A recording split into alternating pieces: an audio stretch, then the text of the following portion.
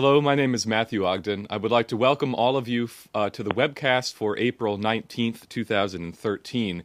This is part of our regular Friday night series of webcasts.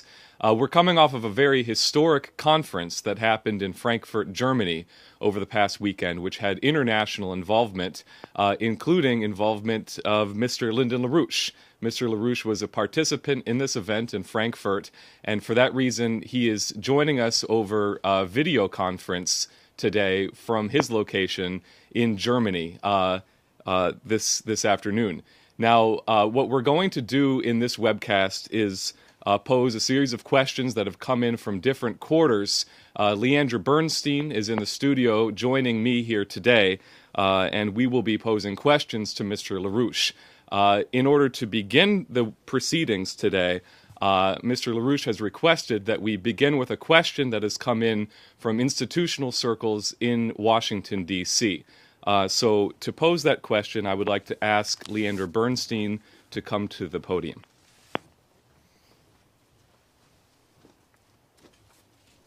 Thank you, Matthew.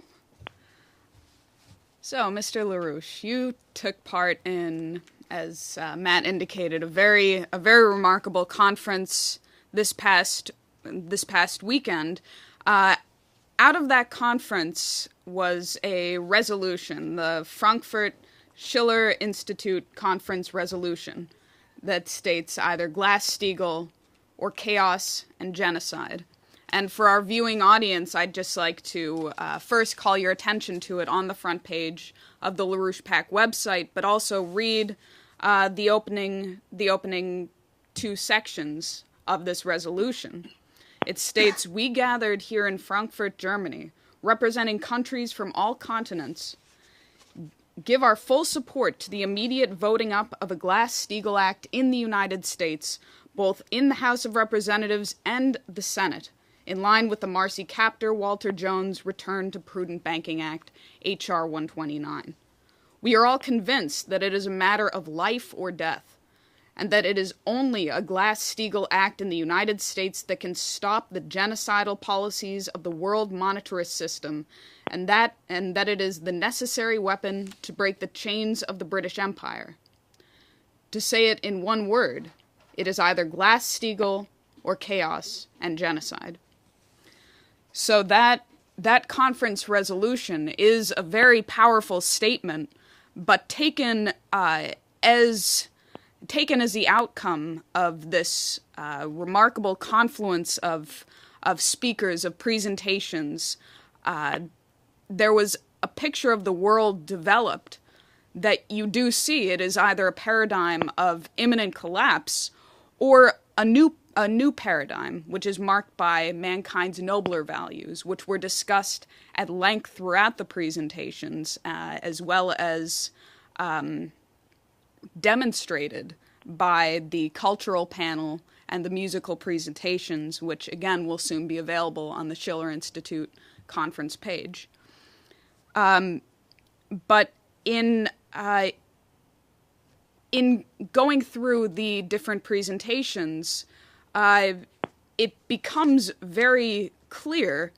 Jacques Cheminade, the former presidential candidate in France, made the point that we don't even have a rampant form of capitalism, but financial fascism, and that the European Union and the United States are essentially occupied nations.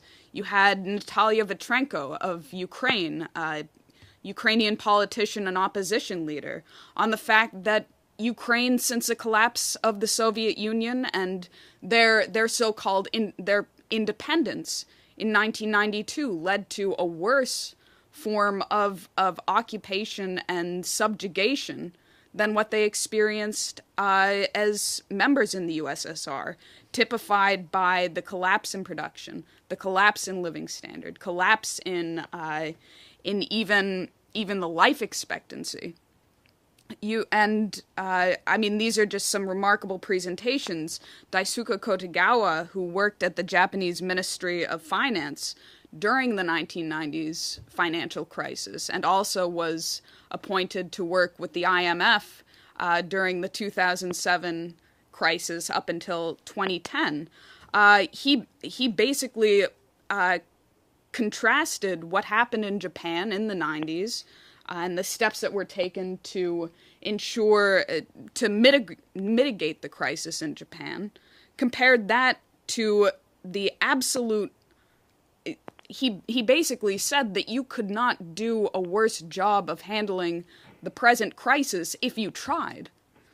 And all of this, you see the picture of an intentional destruction through war, through economic collapse, and creating effects that are worse than the effects of war. So I hope people have the chance to see these truly remarkable presentations and the representation at this conference from literally all parts of the world, and the outcome being the demand for Glass-Steagall in the United States as a measure to be adopted by the United States and by others internationally who wish to survive. Now, because there are very few exceptions on the planet today where this transatlantic policy of hyperinflation and austerity aren't taking place, I would like to pose to you a question that came in on this policy from Washington Institutional Contact. And it's actually a series of questions from this contact, but I'll go ahead and pose that. He asked, Mr. LaRouche, what have we learned and experienced with QE programs? Can printed money, as the Feds did, replace real economic activities? What are the current consequences of QE3, etc., such as a real estate bubble we're experiencing in some cities and continued inflationary pressure? What are the consequences of ending such programs? Is there a danger of flight capital from the bond markets to other investment vehicles offering higher interest rates? How is it possible to avoid the end of QE triggering additional austerity due to large budget deficits no longer covered by printing press operations by central banks, including the Federal Reserve? Well, first of all, the answer to the questions you've asked comes to a very simple answer, that the restoration of Glass-Steagall, as has been defined, would mean the immediate salvation of the U.S. economy. And it would mean also the extinction of the speculative economy, which is what we're dealing with now. We simply, if we put Glass-Steagall as it is defined into action immediately, all of those speculative banking interests will disappear from the record as if they had never existed. Because then we will have the ability to generate the credit needed to save the U.S. economy. In the meantime, in Europe, the salvation of Europe from destruction depends entirely upon the United States installation of Glass-Steagall, because the European economy has no means to save its own self. Only if the United States takes the leadership in putting through the Glass-Steagall reform, and just realize that when we put in Glass-Steagall reform, it means that the other stuff, which is purely speculative, just simply disappears. The trillions of dollars of this speculative money disappears. It's gambling money.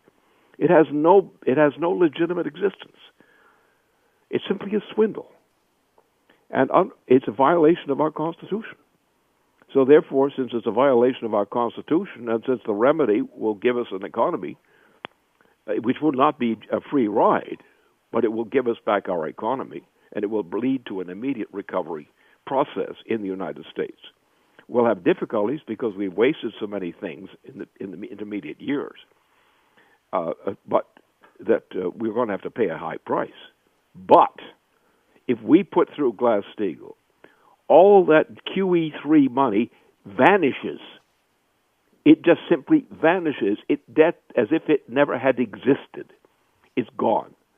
And we will have to actually use the federal system to create a flow of credit which will be loaned on behalf of the federal government in order to get things going again. There's a simple way of putting it. We can start a recovery. It's not going to be that easy because we have destroyed so much of our potential.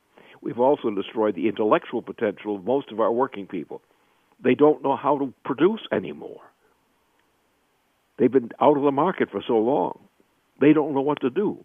So we, in terms of the federal government, are going to have to take the responsibility for supplying credit, for going to bankers who are legitimate bankers, strengthening those legitimate banking institutions, minus the QE3 nonsense, and get things going again. It's going to be tough, but we can survive. And if we survive, and if Europe follows our policy, they too will survive, even though they'll be missing a lot of bankers, which will not be missed very, very much.